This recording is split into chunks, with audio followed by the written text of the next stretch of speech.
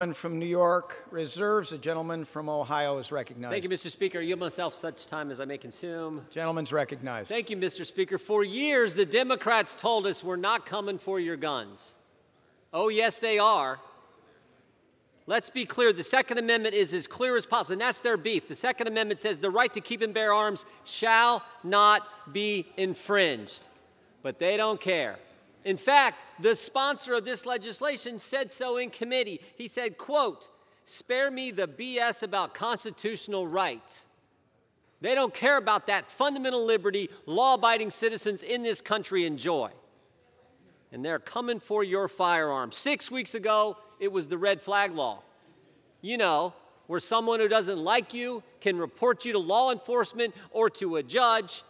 There's a hearing that you can't be at, your counsel can't be present, you haven't been charged with the crime, but they can take your firearm. They can take your property, they can take away your Second Amendment liberties, and then you have to petition for a subsequent hearing to get that right back, and you have done nothing wrong and have not been charged with the crime.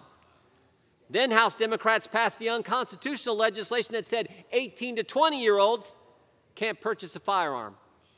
They can fight for our country, but they can't purchase a firearm. And today they're coming for your guns. 24 million of them. That's right, 24 million AR-style rifles are in the hands of law-abiding Americans today as we speak, and those individuals will not be able to sell or transfer that property. In the Heller case, the Supreme Court made clear that the Second Amendment protects firearms in common use at the time. During the markup, Representative Bishop asked the chairman, quote, is it the point of the bill to ban weapons that are in common use in the United States today?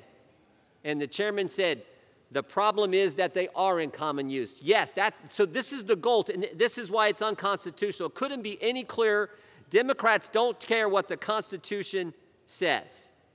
Fortunately, courts are correctly applying the Constitution. Last week, a federal district court judge in Colorado, who was appointed by President Obama, issued a temporary restraining order against the town of Superior, Colorado, to prevent it from implementing an assault weapon ban. The judge wrote, plaintiffs have stated that semi-automatic weapons, as well as magazines that hold more than 10 rounds, are commonly used by law-abiding citizens for lawful purposes, and therefore cannot be banned.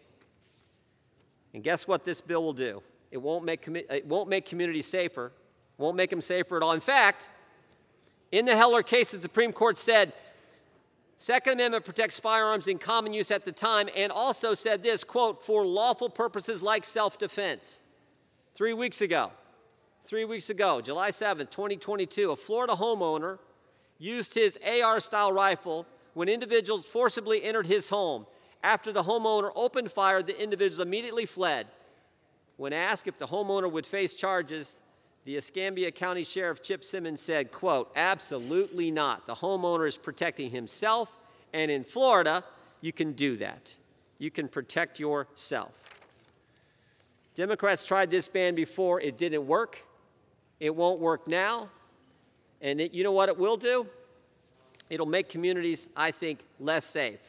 What will make communities safer, though, is if Democrats stop defunding the police, stop cashless bail, start prosecuting criminals.